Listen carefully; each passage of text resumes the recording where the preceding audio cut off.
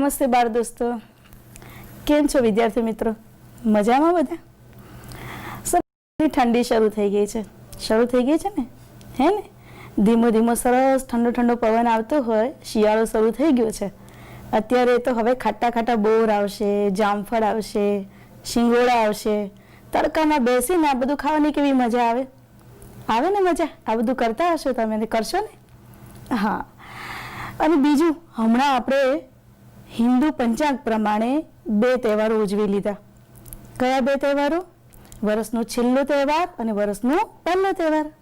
એટલે છેલ્લો તહેવાર એટલે દિવાળી અને પહેલો તહેવાર એટલે નૂતન વર્ષ, આપણું નવું વર્ષ. હિન્દુ પંચાંગ પ્રમાણે નવું વર્ષ. દિવાળીમાં તો તમને બહુ જ મજા આવે છે. દિવાળીમાં કેટલા બધા ફટાકડા ફોડવાના અને મજા કરવાની, મસ્તી કરવાની, મિત્રો સાથે ફટાકડા ફોડવાની કેવી મજા આવે.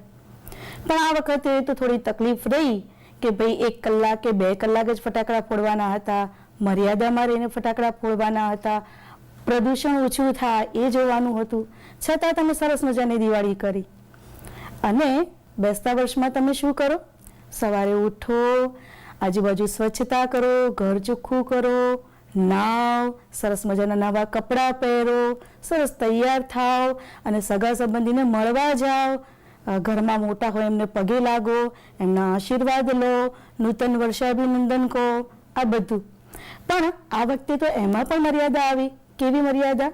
સગા સંબંધીના ઘરે જવાનું ઓછું થયું, બરાબર? એ લોકો આપણા ઘરે ઓછા આવે એટલે આપણે કેવી રીતે ઉજવ્યું નવું વર્ષ? ફોન દ્વારા આપણે શુભેચ્છાઓ આપી. તો તમને બધાને હું નવા વર્ષના સાલ મુબારક કહું છું. ઈશ્વરને પ્રાર્થના કરીએ કે આ કોરોનાની મહામારી જલ્દી જાય અને આવતું નવું વર્ષ આપણા માટે શુભ ફળ આપનારું, આપણી તમામ મનોકામનાઓ પૂરું કરનારું અને આરોગ્યવર્ધક બની રહે, એવી સૌને શુભેચ્છાઓ છે મારા તરફથી. તમે કેવા પ્રશ્નો પૂછ્યા છે? જ્યારે નિશાળ ચાલુ હતી ત્યારે વર્ગમાં પ્રશ્ન પૂછતા હતા તમારા બેન, તમારા સાહેબને. તમારા વર્ગમાં કેટલાક મિત્રો તો એવા હશે જે બહુ બોલતા હશે, બહુ પૂછતા હશે, અને ક્યારેક બેન કે સાહેબ તો એમને કહે પણ ખરા, તારે વધારે નહીં બોલવાનું, તારે ચૂપ રહેવાનું, હે ને? કેટલાક મિત્રોને સરસ મજાના પ્રશ્નો પૂછતા આવડે, તમે પૂછ્યા હશે. અને સૌથી વધારે વિચારે કોણ? સૌથી વધારે પ્રશ્નો કોણ કરે? વિચારો તમારા વર્ગમાં કોણ કરતું હતું? તમને નામ યાદ આવી ગયા તમારા મિત્રોને? હા. બીજી આપણે વાત કરીએ કે સૌથી વધારે કોણ વિચારે, તો વૈજ્ઞાનિકો સૌથી વધારે વિચારે. કેટલા બધા પ્રશ્નો થતા હોય એમને, આ આમ કેમ છે, પેલું આવું કેમ છે, અને આવી રીતે કેમ કરવાનું, અને આવું કરીએ તો કેવી રીતે થાય, આવું વૈજ્ઞાનિકો વિચારે અને કેટલી બધી શોધો કરે, કારણ કે પ્રશ્નો પૂછતા હોય છે. અને એવું બીજું કોણ વિચારે? કોણ વિચારે? બોલો. હા, કવિ વિચારે. આપણે કાવ્યધારાના એપિસોડમાં જોઈ ગયા છીએ કે કવિતા કેવી રીતે બને છે. હા, તો કવિ પણ વિચારે. કોઈએ ના વિચાર્યું હોય ને એવું કવિ વિચારે. જ્યાં ના પહોંચે રવિ ત્યાં પહોંચે કવિ. જ્યાં સુરત દાદા પણ નથી પહોંચતા ત્યાં કોણ પહોંચી જાય છે? કવિ પહોંચી જાય છે. આપણે વિચાર્યું પણ ના હોય એવી વાતો કોણ કરે છે? કવિ કરે છે. જે પ્રશ્ન પૂછે ને મિત્રો એ જ જ્ઞાની થાય. જેને કંઈક વિચારવું છે, જેને કંઈક પૂછવું છે, એ જ જીવનમાં વિકાસ કરે છે. એટલે આપણે પ્રશ્નો તો પૂછતા જ રહેવાનું. પ્રશ્નો પૂછીએ એટલે આપણને નવી નવી વસ્તુઓની જાણકારી મળે છે. અને એટલે જ આપણે ત્યાં ભાષામાં એક કહેવત આવી, પૂછતા નર પંડિત થાય. પૂછતા નર પંડિત થાય એટલે કહેવાનું મિનિંગ એ, કહેવાનો અર્થ એ કે આપણે વધારે પૂછીએ, વધારે જાણીએ તો વધારે ખબર પડે છે આપણને, વધારે સમજ પડે છે આપણને, આપણે જ્ઞાની થઈએ છીએ, એટલે આપણને વધારે આવડે છે. તો પ્રશ્નો તો પૂછવાના છે. હવે જ્યારે નિશાળો શરૂ થાય ને ત્યારે તમારે પ્રશ્નો પૂછવાના. તો તમને કેવા પ્રશ્નો થાય છે? વિચારો, કેવા પ્રશ્નો થાય છે? હું જ્યારે નાની હતી ને ત્યારે મને કેવા પ્રશ્નો થતા. હું મારી વાત કરું તમને, મને એવા પ્રશ્નો થતા કે ઝાડ અને પાન આ બધા લીલા કલરના જ કેમ છે? કેમ બીજો કલર નથી? ક્યારેક એવું પણ મને વિચાર આવે કે સુરત દાદા છે એ તો પૂર્વમાં જ કેમ ઉગે છે, કેમ પશ્ચિમમાં આથમે છે? કોઈ વખતે પશ્ચિમમાં ઉગતા નથી અને પૂર્વમાં આથમતા નથી. આવા કેટલા પ્રશ્નો મને થતા હતા અને હું પ્રશ્નો પૂછતી પણ હતી.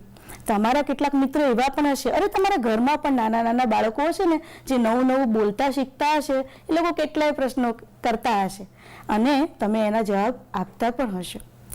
કહેવાનો મારો અર્થ એવો છે કે જે પૂછે છે એને વધારે સમજ પડે છે એટલે આપણે પૂછતા રહેવાનું છે. હવે તમને કશું પૂછું? તમને ઉખાણા ખૂબ ગમતા હશે, ગમે છે ને? ચાલો ઉખાણું પૂછું છું. એક ઉખાણું પૂછું છું, પછી બીજું તમારે બરાબર સાંભળવાનું છે અને એનો જવાબ વિચારવાનો છે. પહેલું ઉખાણું. 4 ભાઈ આડા 4 ભાઈ ઊભા. ફરીથી 4 ભાઈ આડા 4 ભાઈ ઊભા. વિચારો વિચારો વિચારો, શું હશે આનો જવાબ? શું હશે? હા, ખાટલું. બરાબર ને? ચાલો બીજું ઉખાણું. પાંખો છે પણ પંખી નથી. પાંખો છે પણ હું પંખી નથી. ઉડું છું તોય પંખી નથી. ઉડું છું તોય પંખી નથી અને ઉડું છું તો હું ડમરો નથી. બોલો બોલો બોલો, વિચારો તો હું કોણ છું? આવી ગયું, એરોપ્લેન, વિમાન. સરસ. હવે છેલ્લું ત્રીજું ઉખાણું. લીલા કલરની રકાબી એટલે લીલી રકાબી, લાલ કપ અને કાળી ચા. લીલી રકાબી, લાલ કપ અને કાળી ચા. બોલો એ શું હશે? ચાલો તમને થોડી મદદ કરું. આ એક ફળનું નામ છે. બોલો બોલો, શું હશે? તરબૂચ. મજા આવીને મિત્રો? તો આવા ઉખાણા તમે પૂછતા હશો એકબીજાને. કેટલું વિચારવું પડે છે આનો જવાબ આપવા માટે. તો આજે આપણે તમારો એકમ 9 હું તો પૂછું એ ભણીશું. તમે ગાયું પણ હશે તમારી રીતે. આ કવિતા તમે ગાઈ હશે અને આજે આપણે આ કવિતાને સરસ રીતે સમજવાની છે, ગાવાની છે. મજા આવશે તમને એપિસોડમાં, હે ને? તો શરૂ કરીએ આજનો એપિસોડ આપણો. એકમ 9 હું તો પૂછું. તો હું પઠન કરું છું, તમારે ધ્યાન આપવાનું છે ને મારી સાથે પઠન પણ કરવાનું છે, વાંચવાનું છે. કાવ્ય 9 હું તો પૂછું અને કવિ છે સુંદરમ. હું તો પૂછું કે મોરલાની પીંછીમાં રંગ રંગ વાળી આ ટીલવી કોણે જડી.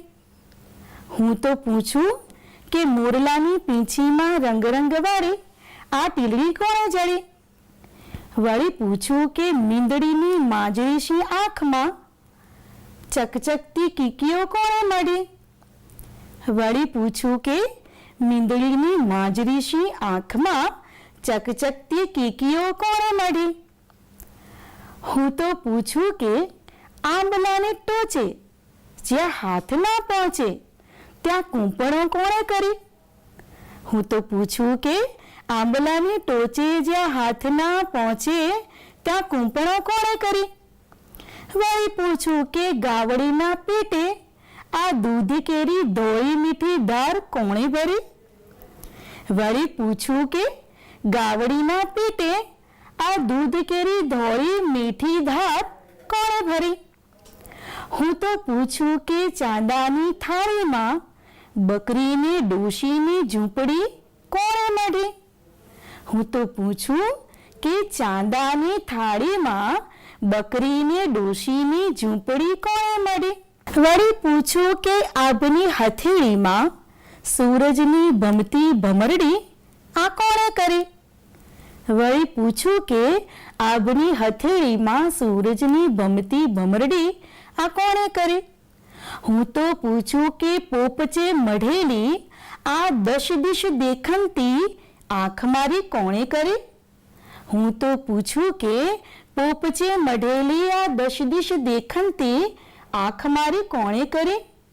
વળી પૂછું કે નવલખ તારે મઢેલી. વળી પૂછું કે નવલખ તારે મઢેલી આ આબલાની ચૂંદડી કોણે કરી. વળી પૂછું કે નવલખ તારે મઢેલી આ આબલાની ચૂંદડી કોણે કરી. હું તો પૂછું કે મોરલાની પીંછીમાં રંગ રંગ વાળી આ ટીલડી કોણે જડી. હું તો પૂછું કે મોરલાની પીંછીમાં રંગ રંગ વાળી આ ટીલડી કોણે ચડી. આ ટીલડી કોણે જડી. આ ટીલડી કોણે જડી. મજા આવીને મિત્રો? આપણે કાવ્ય પઠન કર્યું. કાવ્ય પઠન કરવું એ પણ એક કળા છે. કાવ્યનું પઠન કરતા હોઈએ આપણે ત્યારે સામેવાળી વ્યક્તિને આપણી કવિતાની સ્પષ્ટ સમજ પડવી જોઈએ. એટલે કે કવિતાના શબ્દો સ્પષ્ટ રીતે સામેના પ્રેક્ષક સુધી, એના કાન સુધી, શ્રોતા સુધી જવા જોઈએ. એવું કાવ્ય પઠન હોય. કાવ્ય પઠન કર્યા પછી હવે શું કરવાનું? ગાવાનું. ગાઈશું ને આપણે. હવે હું જે આજે ગાવાની છું એ મેં મારી જાતે રાગ ઢાળ નક્કી કરેલો છે. મેં મારી જાતે રાગ બનાવેલો છે. એવા રાગ તમે પણ બનાવી શકો. આ રાગ તમારે શીખવાનો છે. સરસ મજાનો રાગ છે. મારી સાથે સાંભળવાનું છે અને પછી ગાવાનું છે. ગાશો ને? તો આપણે શરૂ કરીએ. હું તો પૂછું કે મોરલાની પીંછીમાં રંગ રંગ વાળી અટેલડી કોણે જડી. હું તો પૂછું કે મોરલાની પીંછીમાં રંગ રંગ વાળી અટેલડી કોણે જડી.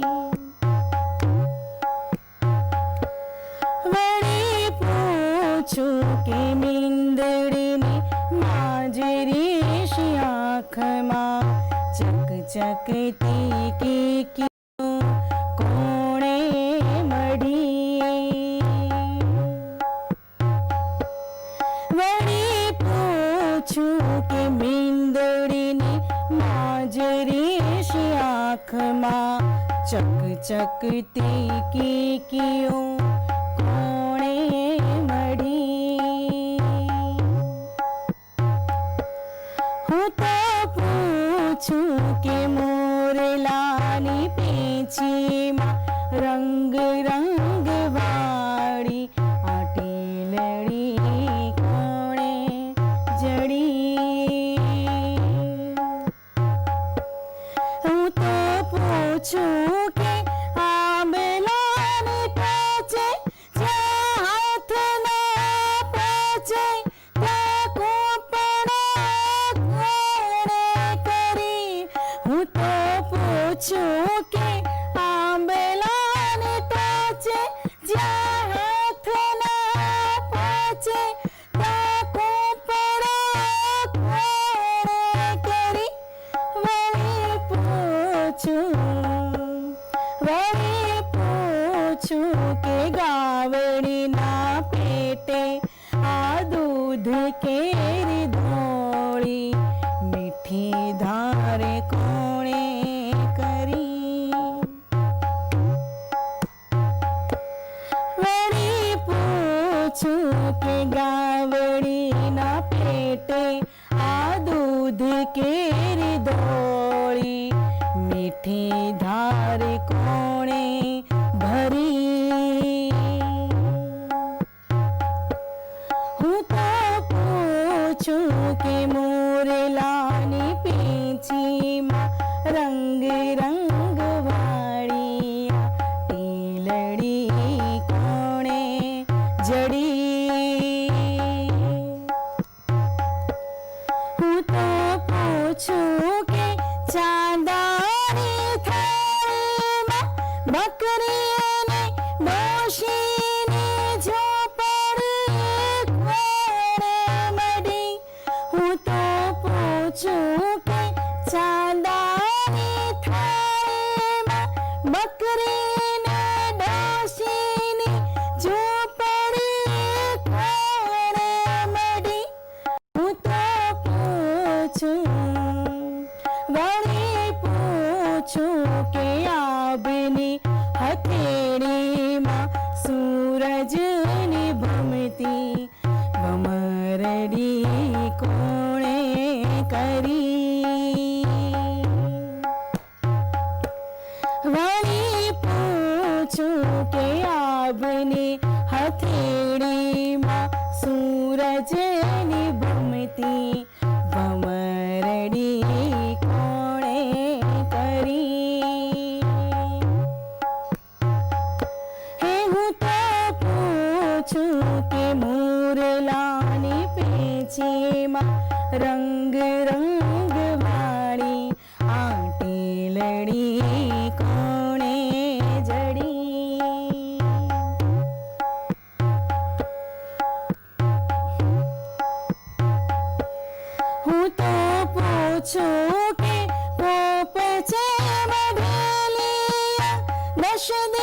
देखंती आँख मारे कोणे करी હું તો પૂછું કે પોપ છે વઢેલિયા દશ દિશ દેખંતી આંખ મારે કોણે કરી હે વળી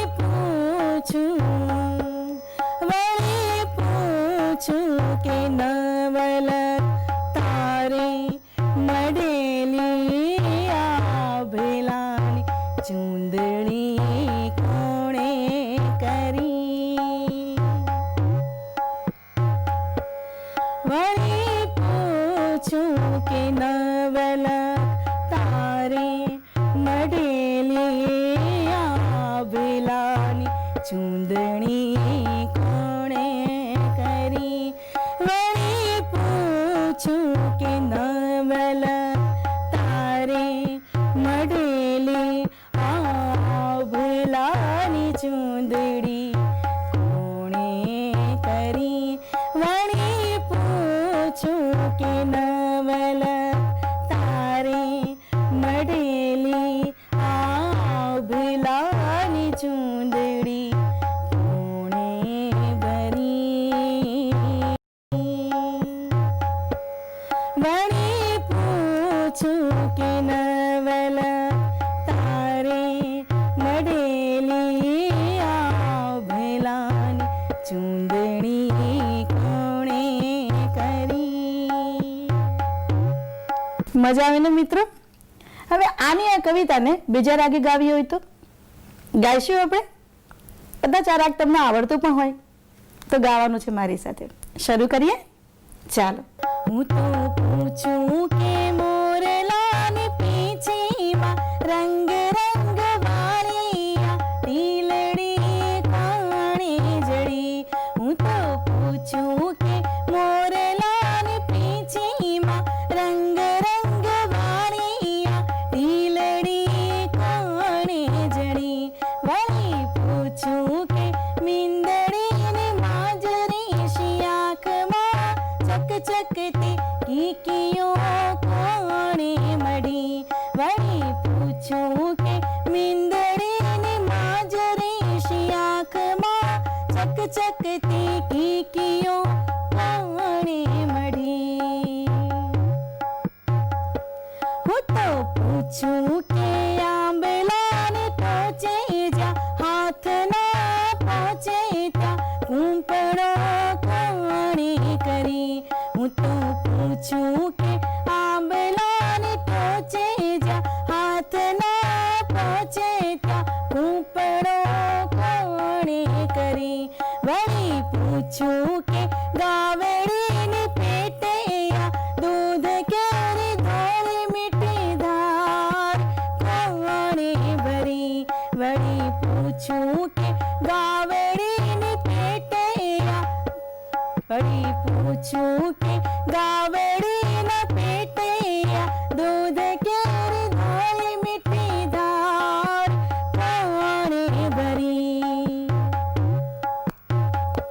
હું તો પૂછું કે ચાંદાની થાળીમાં બકરીને ડોશીને ઝૂંપડી કોણે મળી હું તો પૂછું કે ચાંદાની થાળીમાં બકરીને ડોશીને ઝૂંપડી કોણે મળી વળી પૂછું કે આબની હથેળીમાં સૂરજની ભમતી ભમરડી કોણે કરી વળી પૂછું કે આબની હથેળીમાં સૂરજની ભમતી ભમરડી કોણે કરી હું તો પૂછું કે પોપ છે મઢેલિયા દશ દિશ દેખંતી આંખ મારે કોણે કરી વળી પૂછું કે પોપ જે મઢેલિયા દશ દિશ દેખંતી આંખ મારે કોણે કરી વળી પૂછું કે ના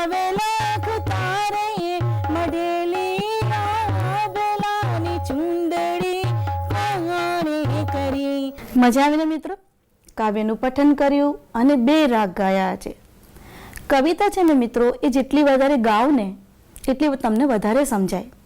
કવિતા એટલે જ કહ્યું છે કે કવિતા એ કામની વસ્તુ છે. જેટલું આપણા કાને પડે, કવિતા જેટલી આપણે વધારે ગાઈએ એટલી આપણને વધારે સમજાય.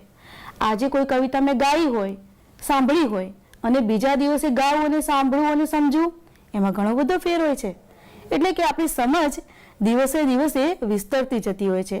એની એ કવિતાની અંદરથી આપણને નવા નવા વિચારો સ્ફુરે છે. એટલે કવિતા છે એનું દ્રઢીકરણ કરવું જોઈએ. દ્રઢીકરણ કેવી રીતે કરવાનું? કવિતાને સતત ગાવાની. એટલે તો કવિતા એ ક્યારેય યાદ રાખવી પડતી નથી. કવિતા તો આપણને યાદ રહી જાય છે, કારણ કે કવિતા એ ગાવાની હોય છે અને આપણને ગાવાની મજા પણ આવતી હોય છે. કેટલાકને ગાવાનું પણ ખૂબ ગમતું હશે, કેટલાકનો અવાજ પણ મીઠો હોય અને ગાતા હોય તો આપણને બહુ મજા આવે. આપણે વર્ગની અંદર જ્યારે સામૂહિક ગાતા હતા ત્યારે પણ મજા આવતી હતી ને. તો કવિતા એક ગાવાની વસ્તુ છે. કવિતાને દ્રઢીકરણ કેવી રીતે કરવાનું? કવિતાને સતત ગાયા કરવાની, તો આપણને વધારે સમજાય. હવે આ કવિતાની આપણે વાત કરીએ તો કવિતામાં સુંદરમે એક પ્રકારના પ્રશ્નો પૂછ્યા છે. કેટલા બધા પ્રશ્નો પૂછ્યા છે. મેં તમને શરૂઆતમાં વાત કરી ને કે પૂછે એ પંડિત થાય. તો અહીંયા સુંદરમજી આપણા કવિ છે ને એ કેટલું બધું પૂછે છે. તમે જુઓ શું કહે છે. તમે મોર જોયો હશે અને મોરની અંદર તો કેટલા બધા રંગો હોય, અને એટલે કેટલા બધાનું પ્રિય પક્ષી કયું હશે? મોર હશે. મને પણ મોર ગમે છે અને તમને પણ ગમતો હશે. તો આપણને તો એવો વિચાર નથી આવતો, પણ કવિને તો વિચાર આવી ગયો કે ભાઈ આ મોર છે તો આ મોરની અંદર આટલા બધા કલર, કેટલા બધા રંગો પૂર્યા છે. તમે એવો મોર દોરવાનો પ્રયત્ન કરજો ક્યારેય, એટલા સરસ મજાના રંગો પૂરવાનો પ્રયત્ન કરજો, પણ નહીં થાય, કારણ કે આ તો કુદરતે પૂરેલા રંગો છે. તો એ મોરની વાત કરી કે કવિતાના મોરના પીંછામાં કેટલા સરસ મજાના રંગો કોણે પૂર્યા હશે? કવિ પ્રશ્ન પૂછે છે કે આ પીંછાની અંદર આટલા સરસ મજાના રંગો કોણે પૂર્યા હશે? પછી કવિ આગળ કહે છે, બિલાડીની વાત કરે છે. મીંદડી એટલે બિલાડી. તો આ બિલાડીની આંખો તમે જોઈ છે ને, કેટલી ચકચકતી આંખો હોય. ઘણી વખત આપણને જોઈને બીક પણ લાગે. તો આટલી ચકચકતી આંખો, આ બિલાડીની આંખો કોણે બનાવી હશે? અને બિલાડીની આંખ પાછી કેવી છે? માંજરી છે. તો બિલાડીની માંજરી આંખોમાં ચકચકતી કીકી કોણે મઢી હશે? કોણે કરી હશે? એવું કવિને પ્રશ્ન થાય છે. કવિ આગળ વાત કરે છે કે કોઈ વૃક્ષ તમે જુઓ તો વૃક્ષની ઉપર સરસ મજાની કુંપળો, નાના નાના પાંદડાઓ હોય, એને કુંપળ કહીએ છીએ ને આપણે. તો એ કુંપળ કેટલી સરસ મજાની ખીલી હોય અને એના ઉપર જ્યારે સૂરજનો તડકો પડતો હોય ત્યારે તો કેવી ચકચકતી હોય છે. તો આવી ચકચકતી કુંપળો એટલે ઉપર કોણ મૂકવા ગયું હશે? ત્યાં કોણે મૂકી હશે? કવિને આવો પણ વિચાર આવે છે કે આટલી સરસ મજાની કુંપળ છેક ટોચે, આંબલાની ટોચે છેક ઉપર કોણે મૂકી હશે? કવિ આગળ વાત કરે છે. ગાય તો તમે જોઈ હશે અને ગાયનું દૂધ પણ તમે પીતા હશો. તો કવિ એ વિચારે છે કે આ ગાયનું આટલું સરસ મજાનું દૂધ, ગાવડીના પેટે આટલી સરસ મજાની દૂધની ધાર કોણે ભરી હશે? ગાયનું દૂધ એ આપણા માટે શક્તિવર્ધક છે, તમે બધા પીતા હશો, હે ને? તો કવિ વિચારે છે કે દૂધની આટલી સરસ મજાની ધાર કોણે ભરી હશે? કોઈ માણસ ભરવાનો પ્રયત્ન કરે તો ભરી શકે? ના ભરી શકે ને. તો આ કોણે કર્યું? તમે રાતના આકાશમાં જુઓ તો ચાંદ, જ્યારે પૂનમનો ચંદ્રમા ખીલ્યો હોય ત્યારે તમે જુઓ તો ચાંદો કેટલો સરસ મજાનો ખીલ્યો હોય છે. તમને એમાં કદાચ કંઈ ના દેખાતું હોય, પણ આપણા કવિને તો એમાં શું દેખાય છે? એક બકરી દેખાય છે, એક ડોશી દેખાય છે અને એને ઝૂંપડી દેખાય છે. તો કવિ એવું કહે છે કે આ ચાંદાની થાળીમાં બકરી, ડોશી અને ઝૂંપડી કોણે મૂકી હશે? કવિ આગળ કહે છે, આભની હથેળીમાં. લો ભાઈ, આભની હથેળી કેવું રૂપક મૂક્યું છે કવિએ અહીંયા. હા, આભની હથેળી. આભની હથેળી એટલે આપણી હથેળી, એવી આભની હથેળી એટલે સૂરજની ભમતી ભમરડી, અને એ પાછી શેમાં? આભની હથેળીમાં. તો આકાશની અંદર આ સૂરજની ભમતી ભમરડી એટલે ઘણી વખત આપણે સૂર્યની આજુબાજુ કેટલો ગોળાકાર પ્રકાશ દેખાય છે એની વાત કરી છે કવિએ કે આવી ભમતી ભમરડી. ઘણી વખત તમે એની સામે જોયા કરો ને, સવારનો સૂર્ય ઉગ્યો હોય ત્યારે જોવાનું, અને આપણે જોઈએ ને તો આપણને એની આજુબાજુ સરસ મજાનું એક ચક્ર દેખાય. એ ભમરડીની વાત કરી છે કે આટલી સરસ મજાની આ ગોળ ગોળ ચક્કરડી વાળી ભમરડી છે એ કોણે મૂકી હશે? કવિએ પોતાની વાત કરી છે કે મારી આ આંખો, આ મારા પોપચા એટલે મારી પાપણની અંદર મઢેલી આ મારી આંખ એ કોણે કરી હશે? મારી આંખ 10 દિશાઓ જુએ છે. કઈ 10 દિશાઓ છે? તો પૂર્વ, પશ્ચિમ, ઉત્તર, દક્ષિણ, અગ્નિ, ઈશાન, વાયવ્ય અને નૈઋત્ય. અને છેલ્લી 2 કઈ બાકી રહી? આકાશ અને પાતાળ. તો આ 10 દિશાઓ જે જુએ છે એવી મારી આ આંખ ના હોય તો શું થાય મિત્રો? આ દુનિયામાં કશું આટલી સરસ મજાની દુનિયા આપણા માટે ભગવાને બનાવી છે એ કશું આપણે જોઈ શકીએ? ના જોઈ શકીએ ને. તો આટલી સરસ મજાની આંખ છે મારી એ કોણે બનાવી છે? કેટલો સરસ મજાનો વિચાર કવિ કરે છે. અને છેલ્લે કવિ શું કહે છે? 9 લાખ તારે મઢેલી. 9 લાખ તારા એટલે કે અસંખ્ય તારા. આપણે તારાને ગણી શકતા નથી. આકાશમાં જોઈએ ને, ગણવાનો પ્રયત્ન કરજો, ભૂલી જશો કારણ કે અગણિત તારાઓ છે આકાશની અંદર. તો આવી 9 લાખ તારે મઢેલી આ ઓઢણી કેવી સરસ મજાની ઉપમા, કેટલી સરસ મજાની ઉપમા આપી છે કે એક ઓઢણી છે, આભ નામની ઓઢણી. આભની અંદર જ્યારે તારલા ટાંકેલા હોય છે એટલે કેવી ઝગમગ ઝગમગ થતી હોય. તમારા મમ્મીની કે તમારા બહેનની કોઈ ઓઢણી તમે જુઓ તો તમે એમને પહેરેલી હોય તો એમાં સરસ મજાની ટિક્કી ને એવું ભરેલું હોય તો કેવું સરસ મજાનું લાગે છે. તો એવી વાત કરી છે કે આજે કુદરતની ઓઢણી છે. 9 લાખ તારા મઢેલા એવી આ ઓઢણી કોણે બનાવી હશે? કવિને કેટલો સરસ મજાનો વિચાર આવે છે કે આ ઓઢણી કોણે બનાવી હશે? તો મિત્રો જુઓ, કેટલા બધા પ્રશ્નો પૂછ્યા છે. આમ જુઓ ને તો આ કવિતા એ હકીકતમાં એક પ્રશ્ન કાવ્ય જેવું છે. બધા પ્રશ્નો જ પૂછ્યા છે કવિએ. તો આ જેટલી પણ વસ્તુ બનાવી છે એ પૂછે છે તો તમને વિચાર આવ્યો કે ભાઈ કોણે બનાવ્યું હશે? કવિએ વિચારે છે. તમે પણ વિચારો કોણે બનાવ્યું છે? ભગવાને. સરસ, ભગવાને બનાવેલું છે. આ બધું કુદરતી છે. અને ભગવાન આપણા માટે જેટલી પણ વસ્તુ બનાવે છે એ બધી બહુ જ નિરાળી હોય છે, બહુ સુંદર હોય છે, બહુ જ આપણા માટે બનાવેલી હોય છે. અને એટલે આપણી ફરજ બને છે કે આ જેટલી પણ વસ્તુઓ બનાવી છે, પાણી બનાવ્યું છે, સૂર્ય છે, ઝાડ પાન છે, બધું આપણા માટે છે. કુદરતે આપણને આપણા માટે આપ્યું છે. આપણે એનો સરસ રીતે ઉપયોગ કરીએ એટલા માટે આપ્યું છે. આપણે એને વેડફીએ નહીં, એનું આપણે ધ્યાન રાખવાનું છે. તો આ બધી કુદરતી વસ્તુઓ કેટલી સરસ મજાની કુદરતે આપણા માટે બનાવી છે, તો આપણે એનું ધ્યાન રાખવાનું છે. કેટલી સરસ મજાની વાત આપણને અહીંયા કવિએ કરી છે. તો હવે તો મજા આવી ને તમને આ કવિતામાં? હવે આ કવિતાનો સ્વાધ્યાય તમારે જે પાછળ આપેલો છે સ્વાધ્યાય તમારે કરવાનો છે. અને એકમના અંતે એક સરસ મજાની પ્રવૃત્તિ આપી છે કે માત્ર ઈશ્વર જ સર્જન કરી શકે તેવી વસ્તુઓની યાદી મિત્રોની સાથે ચર્ચા કરીને લખો. તમારે મિત્રોની સાથે તો ચર્ચા કરવાની જ છે, પણ તમારે જાતે પણ વિચારવાનું છે કે ઈશ્વર સર્જિત વસ્તુઓ કઈ છે અને માણસે બનાવેલી વસ્તુઓ કઈ છે. તમે એવું લિસ્ટ પણ બનાવી શકો અને આ પ્રવૃત્તિ સરસ રીતે તમારા મિત્રોની સાથે કરજો. જરૂર પડે ને તો ઘરમાં મમ્મી પપ્પા, દાદા દાદી એમની પણ મદદ લેવાની. મિત્રોની સાથે આ પ્રવૃત્તિ કરજો. આજના લેસનમાં, આજના પાઠમાં તમને મજા આવી હશે.